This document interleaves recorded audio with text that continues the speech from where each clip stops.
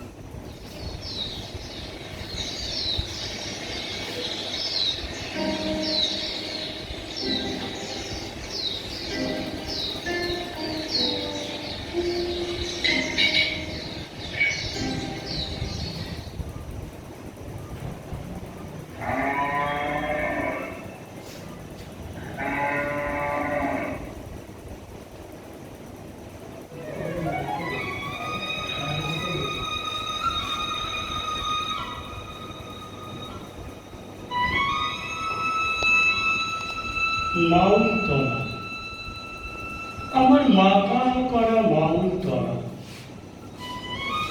আমার স্বপ্নের জন্মভূমি। ওই যে শুনতে পাচ্ছি ইদ্রিস মিয়ার ভাটিয়ালি গান, ওই যে টান জুড়ানো রাখালের বাঁশির সুর, ওই যে পান্থ পাখিদের পাক পাকালি, ঘুঘু পাখির ডাক, ওই যে সেই বট গাছ,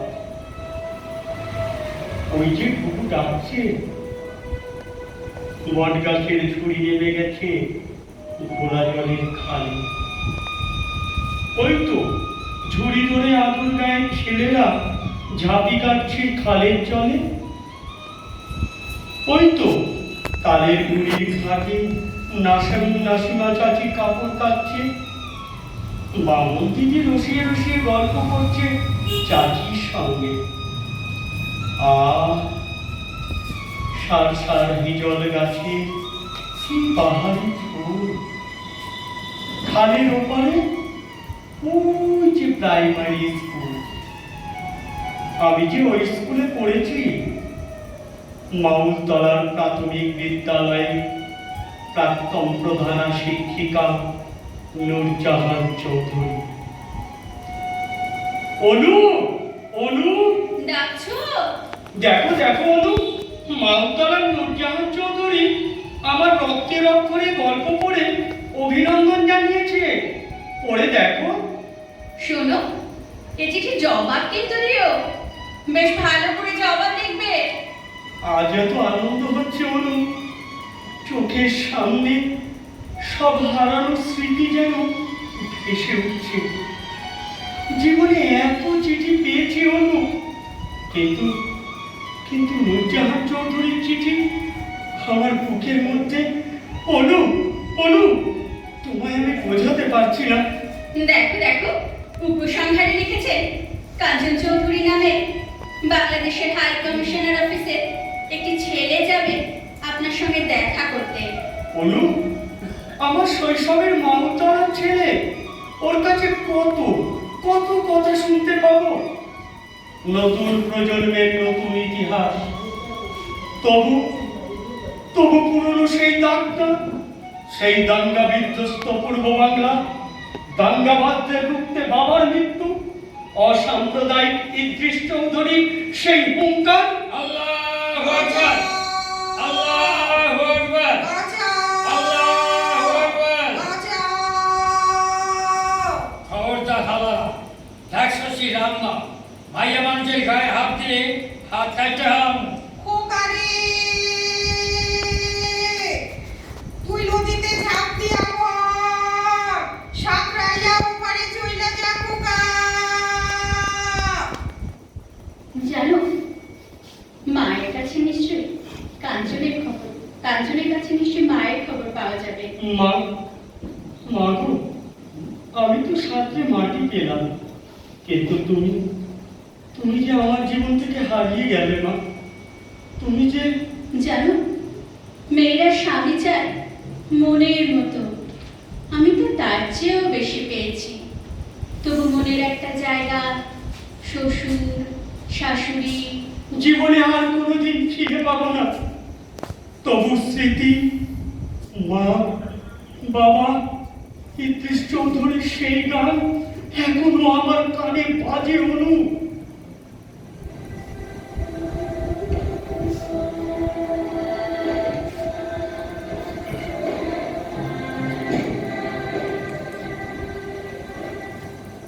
হ্যাঁ গো, তোমার কলেজে বেরোবার সময় হয়নি? সময় হয়ে গেছে, আমি তো ভাবলাম তোমার বুঝি আজ ক্লাস নেই। কিন্তু নূরজাহান চৌধুরীর চিঠি। জবাব লিখছো? আমায় না দেখে পোস্ট করবে না? না গো না, নতুন গল্পের আইডিয়া মাথায় এসেছে, শুরুও করে দিয়েছি। শোনো। শুনবো কি গো, তোমার দেরি হয়ে যাবে না? না না, শোনোই না। এই ভারতের মহামানবের সাগর থেকে দাঁড়িয়ে আমি কলকাতা শহরের এক খ্যাতনামা ইতিহাসের অধ্যাপক, প্রতিষ্ঠার পথে উদীয়মান সাহিত্যে। থাক, রাতে এসে শোনাবো, এখন বরং স্নান করে আসি। তাই করো, আমি তোমার ভাত বাড়িতে। শোনো, বাংলাদেশের হাই কমিশনার অফিসে একবার ফোন করো। আচ্ছা। না, তুমি যে ভুলো মানুষ, ফোন নাম্বারটা বরং লিখে রেখেছো, আমি ফোন করে জেনে নেব। যথাজ্ঞা দেবী।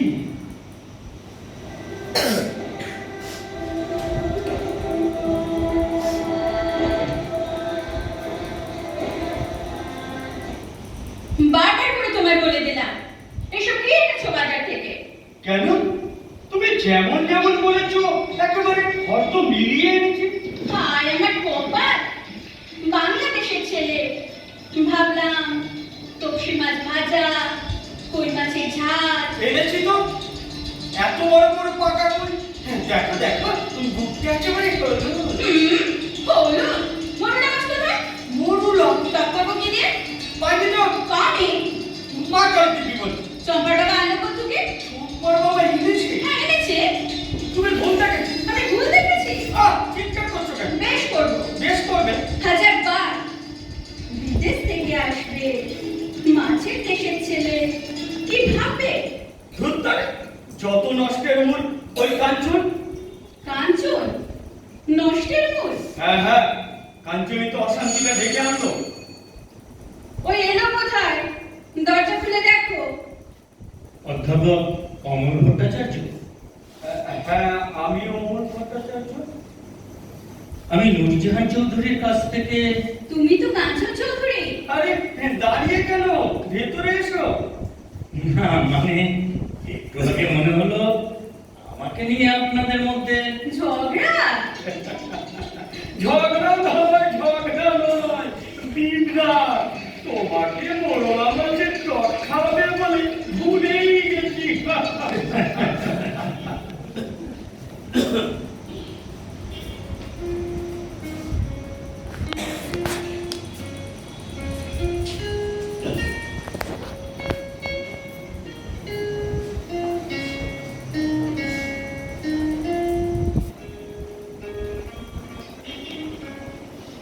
তোমরা বসে গল্প করো ঠাকুরপো। রান্নাটা দারুণ হয়েছে ভাবি, তবে মরলা মাছের টকটা হবে। এই এই, কাটা ঘায়ে নুনি ছিটে দেওয়া হচ্ছে। ওরে দুষ্টু ছেলে, দাদার দলে ভেড়া হচ্ছে। অমর বোকা, কাঞ্চন চৌধুরী মোটেই নয়। আমি খাদ্য দপ্তরেই থাকতে চাই। তার মানে তুমি? হ্যাঁ মশাই, দেখো সব সময়। বহুদিন পরে। হলো, আমি যাই ভাই, এক্ষুনি ছাত্রী এসে পড়বে। পুরনো সেই দিনের কথা। আচ্ছা কাঞ্চন, মুলাদি নদীর স্রোত আগের মতো বইছে তো? হ্যাঁ, আগের মতোই বইছে, তবে মেঘনা সরে গেছে। সরে গেছে? রাস্তাঘাট আরো চওড়া, আরো উন্নত হয়েছে, বাজারে পাকা বাড়ি উঠেছে। উঠবেই তো, আজকের কথা। তবু কাঞ্চন, তবু মনে হয় ওই তো রূপসী বাংলা, ওই তো নদী, খাল, বিল, তাল সুপারির শিরিষ গাছ, সন্ধ্যায় নেড়ে ফেরা কাকের ছাদ, সব বেল, কাশ, ওগলার বন। অথবা নাইকো ধান খেতে আর ব্যস্ত তো নাইকো আর, হাঁসের নীলের থেকে খড়, পাখির নীলের থেকে খড় ছড়াতেছে, মণিয়ার ঘরে রাত, শীত আর শিশিরের জল। জীবনানন্দ, জানো কাঞ্চন, জীবনানন্দ যখন পড়ি তখন মনে হয় জীবনে গিয়েছে চলে আমাদের 20 বছরের ভার, তখন হঠাৎ যদি মেঠো পথে পাই আমি তোমারে আবার, তখন হঠাৎ যদি মেঠো পথে পাই আমি তোমারই আবার, সেই বর্ণ দেহ, নিটল হাত, এক মাথা কুচকুচে কালো চুল, লাল সিঁদুরের টিপ, বড় শান্ত, বড় স্নিগ্ধ আমার মন। জানো কাঞ্চন, জানো, বড় মায়ের কথা মনে হয়, কিছুতেই ভুলতে পারি না সেই কাতর স্বর। খোকা খোকারে কি ভয়ঙ্কর, কি পৈশাচিক সেই রাত! অথচ কাঞ্চন, কত শান্ত ছিল আমাদের মাউন্থন। যে পাখি কমল ভট্টাচার্যের ওঙ্কারের ধ্বনিতে শীত দিত, সেই পাখি ইদ্রিস চৌধুরী সন্ধ্যায় আজানের তান করত। যারা দাঙ্গা করে, লুট করে, নারী ধর্ষণ করে, সব সময় সব দোষ থাকে। আমি মনে করি না ভাইস্তা, দাঙ্গাকারীরা দোষী নয়। দোষী নয় সে কথা কিন্তু আমি বলছি না। যারা কুৎসিত কাজে ইন্ধন যোগায়, উৎসাহিত করে, আসল দোষিত তারাই। ঠিক, ঠিক বলেছ কাঞ্চন। অথচ দেখুন, তারাই দেশ শাসন করে, দাঙ্গার বিরুদ্ধে মহৎ বাণী শোনায়। মহৎ বাণীর অন্তরালের কদর্যন চেহারা মহান নেতার অভাব কোন দেশে নেই? তাহলে দোষ কার? যে বন্দুক দিয়ে গুলি করা হয়, দোষ কি সেই বন্দুকের? বন্দুককে যারা চালায়, অপরাধী তো তারাই। ক্ষমতার দখল তারা করে, তারাই মহান জ্ঞানী মহাজন। কাঞ্চন, কাঞ্চন, একবার ভাবো তো ইদ্রিস চৌধুরীর কথা। মুসলমান হয়েও যিনি হিন্দুদের বাঁচাতে মুসলমানের বিরুদ্ধে দাঙ্গা ধরেছিলেন, কিশোর অমলকে তিনি রক্তাক্ত পদ্মার মুখ থেকে গঙ্গার বুকে দিয়ে গেলেন, সেই ইদ্রিস চৌধুরী। আমার মনে হয় আপনার ধারণায় একটু ভুল রয়ে গেছে। আমার ধারণা ভুল? ইদ্রিস চৌধুরী সেদিন মুসলমানের বিরুদ্ধে রামদা ধরেনি। কি বলছো তুমি কাঞ্চন? রামদা ধরেছিলেন দাঙ্গাবাজদের বিরুদ্ধে, ধর্মের নয়, ধর্মের নামে যারা ক্ষমতার অপব্যবহার করেছিল, তার সংগ্রাম ছিল সেই অশুভ শক্তির বিরুদ্ধে। আচ্ছা কাঞ্চন, ইদ্রিস চাচা এখনো সেরকম আছে? সেরকম গাত্তা গুত্তা চেহারা, মুখের সেই হাসি, এখনো নৌকা বান ইদ্রিস চাচা? না, তার স্ত্রী এখন আর নৌকো বাইতে দেন না। চাচার কথা যখন মনে হয়, বুকটা আমার, বুকটা। আচ্ছা কাঞ্চন, তিনি হয়তো সেই দুরন্ত অমলের কথা ভুলে গেছেন না? ভুলে গেছেন তার দোস্ত ও কমল ভট্টাচার্যের কথা? না ভাই সাহেব, কারণ কথাই ভুলেননি তিনি। তাই তো আপনার বাবার হাতে গড়া স্কুল প্রাইমারি থেকে হাই স্কুল হয়েছে, টিনের চালের বদলে পাকা বাড়ি। অনু, অনু, কি বলছো? শুনছো না? শুনছো? বাবার হাতে গড়া স্কুল, ইদ্রিস চাচা। আমার কথা এখনো ইদ্রিস চাচা ভাবেন। জানো কাঞ্চন, এখনো গান পাতলে চাচার সেই গান, সেই পাজন নিংড়ানো।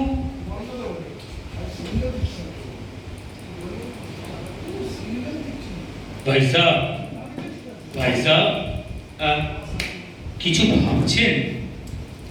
ইদ্রিস চাচার সেই গান যেন আমি শুনতে পাচ্ছিলাম। ভারত থেকে কেউ গেলে এখনো পাগলের মতো বলতে থাকে, তোমরা আমার অমরে দেখছো। আচ্ছা আচ্ছা, বলুন তো, এত বড় দেশ ভারতবর্ষ, কোথায় খুঁজে পাবো তার অমর রে? আহ, কি দুর্ভেদ্য প্রাচীর, বিরাট একটা ভূমিকম্প। কাঞ্চন, কাঞ্চন, একবার একবার আমায় নিয়ে যেতে পারো আমার সেই মহতলায়, আমার ইদ্রিস চাচার কাছে। হারানো সম্পদ যখন খুঁজে পেয়েছি, নিশ্চয়ই নিয়ে যাব। ইদ্রিস চৌধুরীর কাছে শুনেছি সেদিনের সেই ভয়াবহ দাঙ্গায় জনসাধারণের মহিলা অপহৃতা হয়েছিলেন। ইদ্রিস চৌধুরীর কানে যেতেই তিনি দলবল নিয়ে উদ্ধার করে পাঠিয়ে দেন যার যার বাড়ি। আর আমার মা ছিলেন না? বিপদ হলো আপনার মাকে নিয়ে। কোথায় পাঠাবেন তাকে? কোথায় গেলেন তিনি? ইদ্রিস চৌধুরীর বাড়ি ছিলেন 5 বছর। তারপর? কলকাতায় আপনাদের কোনো আত্মীয় ছিল না?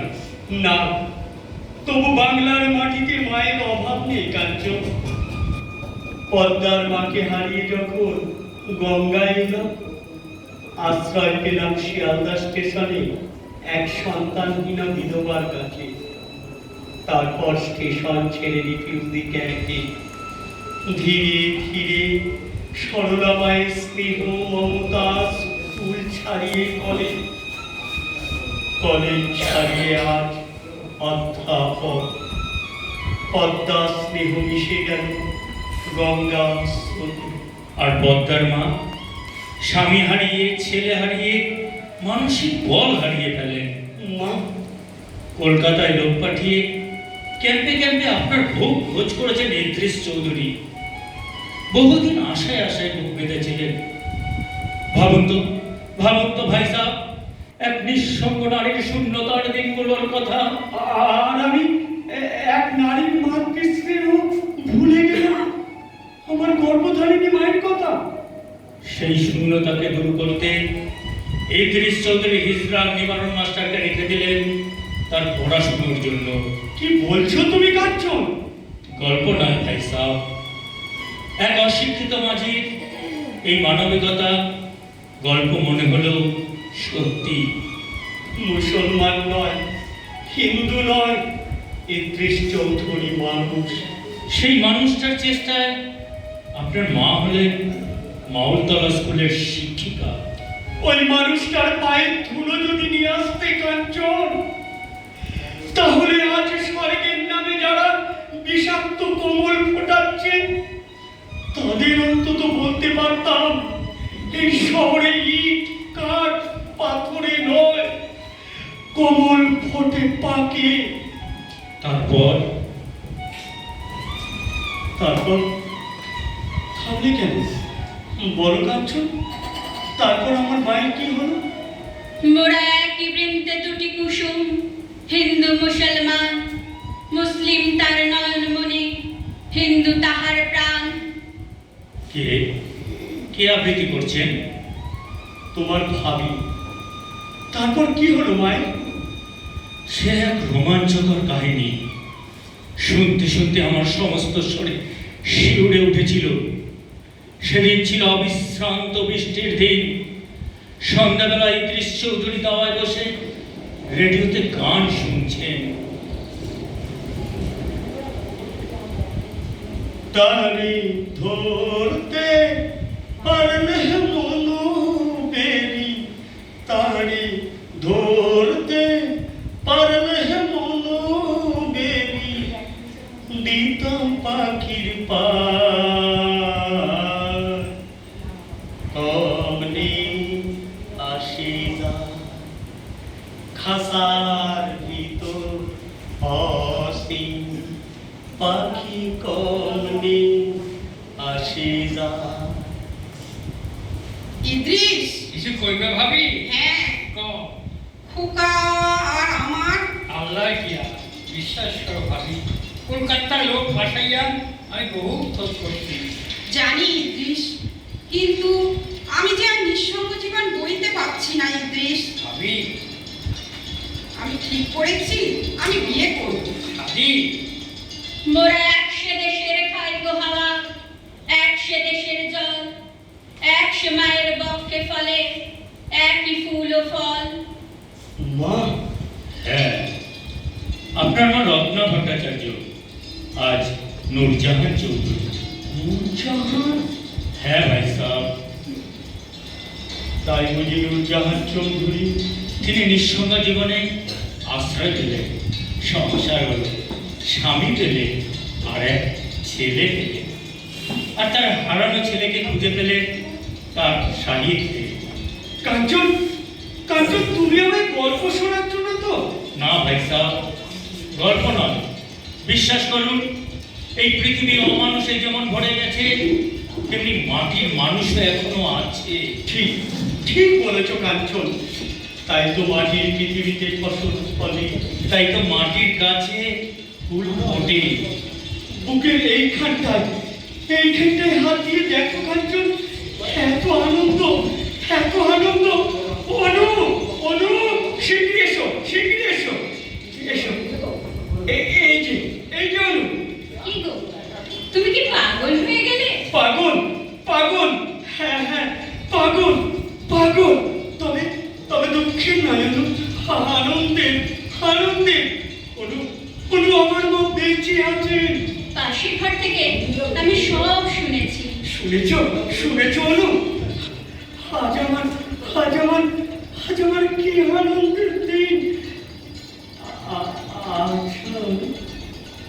তোমার শাশুড়ি যদি ধর্ম ত্যাগ করে? আমার শূন্যস্থানটা পূর্ণ করে দিয়েছে। তাই তো ছাত্রীদের এই আবৃত্তির অর্থ বোঝাচ্ছিলাম। ভাবি, কাঞ্চন, এই পৃথিবীতে তাহলে আর আমরা একা নয় বলো? সবই আছে, আমার মা, ভাই। হ্যাঁ ভাই সাহেব, সবই আছে আপনাদের। পদ্মার স্নেহ, গঙ্গার মমতা কিছুই হারিয়ে যায়নি। কাঞ্চন, আমার মায়ের ছেলে কত বড় হয়েছে, কি নাম? কাঞ্চন চৌধুরী। কাঞ্চন? ভাই সাহেব, কাঞ্চন ভাই, বৌদি, ওগো এসো না, আমরা সবাই মিলে আবৃত্তিটা করি। একশে আকাশ মায়ের বলে, যায় রবি শশী তলে, এক রক্ত বুকের তলে, একশে নারীর টান, মোরা একই বৃন্তে দুটি কুসুম, হিন্দু মুসলমান।